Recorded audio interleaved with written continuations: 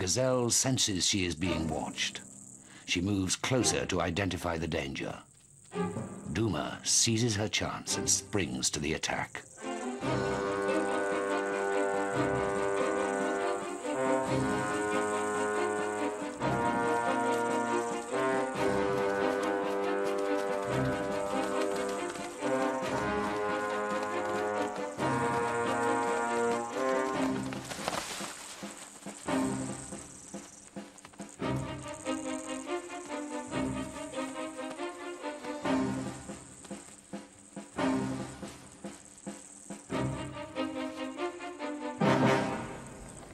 Duma's young rush to the prey as soon as it is killed.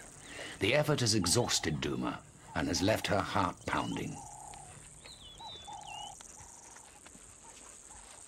Duma remains on guard, though the feast has begun, fearing other predators will steal her prey.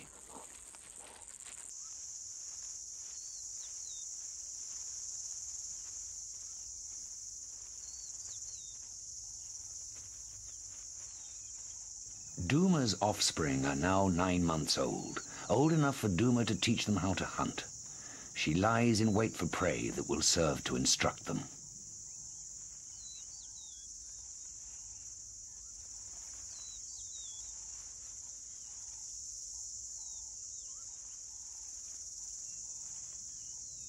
That somewhat frightened-looking Thompson's gazelle will do just fine.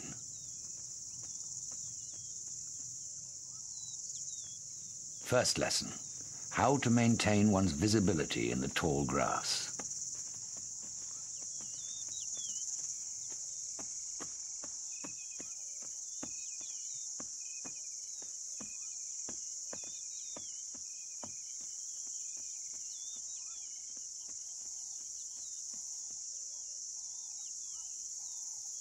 With practice, the two young cheetahs quickly get the hang of it and will soon be ready.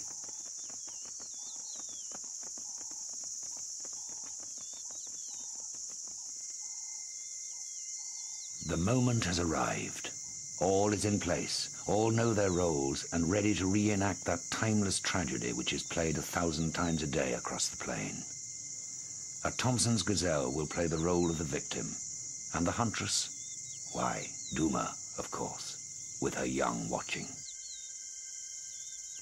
Nature gives us a striking image of the life cycle. For just a few hundred feet away, a birth is about to take place. It is almost theatrical, life and death in the same place at the same time.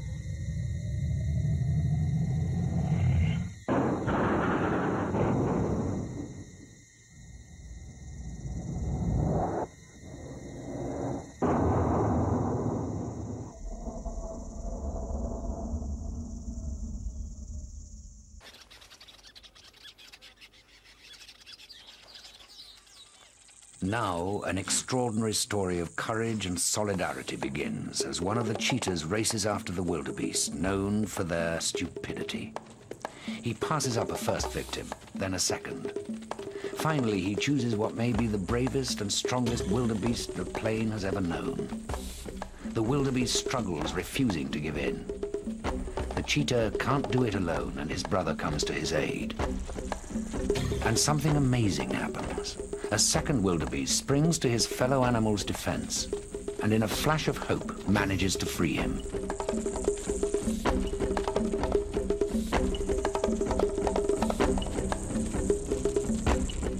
But the Talak cheetahs are experienced killers, determined to keep hold of their prey. After an incredible struggle, the wildebeest's fate is sealed.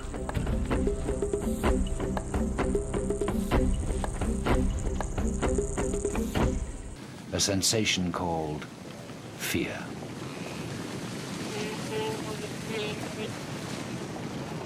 Kigori, the lioness, senses the fear that sends the wildebeest running.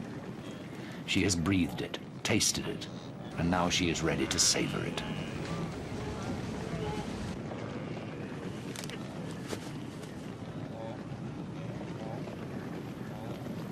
The macabre parade goes on.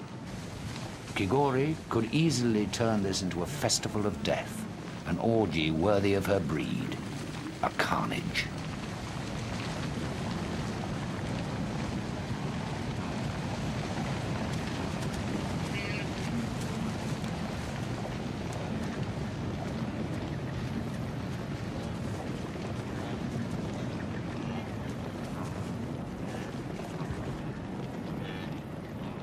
Kigori smothers her victim, but doesn't sample the flesh.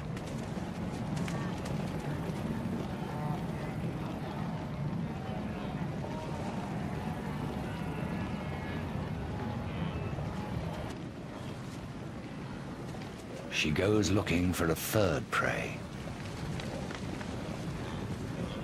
But the first one, a young wildebeest, has managed to free himself from Kigori's fangs, which held him in limbo. Gasping for breath, his mind muddled, he will have 1 second and only 1 second to escape, to survive. The task is heavy, but for better or for worse, the choice of life will always win out. So the wildebeest struggles up, gets 1 foot behind the other, and is reborn.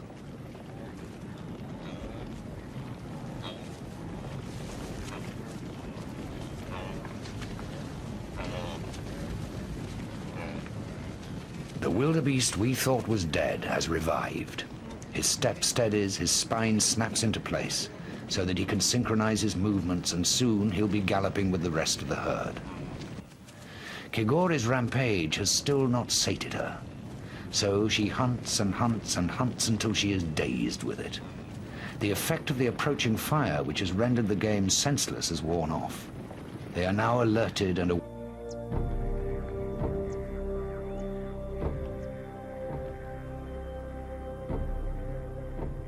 nearly immobile in trees and bushes, the chameleon is constantly lying in wait.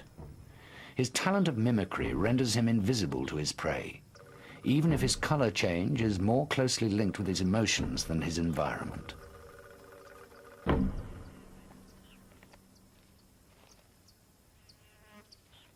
A frightened or angry chameleon can thus go from green to red or from yellow to black.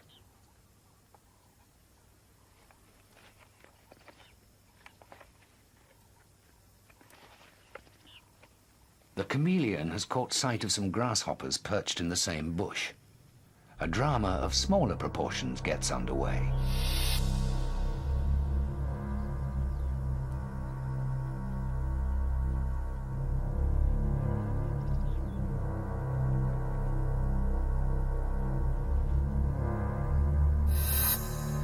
The chameleon's tongue is pleated like an accordion around a bone at the floor of the mouth. Projected like a whip, it strikes its victim, stuns it, and the sticky substance formed at the extremity brings the prey right back to its mouth. A little farther away, another group seems as though they're waiting for her. Surely, here she'll find the prey she's been searching for. But Wemba, handicapped by her missing eye, is not the huntress she once was. She rushes right and left until, almost accidentally, a satisfactory prey finally enters her field of vision.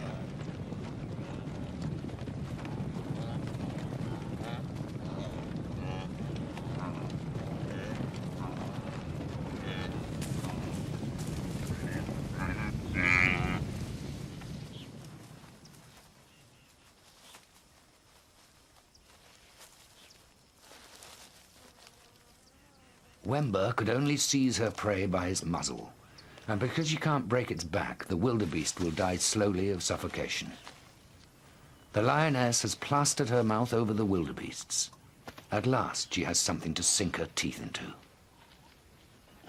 Her sister, Kigori, joins the lioness, and Wember tightens her grip.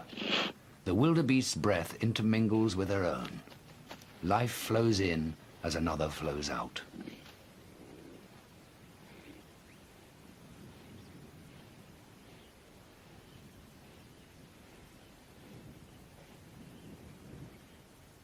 At last, it is over. The one-eyed lioness has proved herself worthy of her clan, contributed to the group's welfare, and justified her right to belong.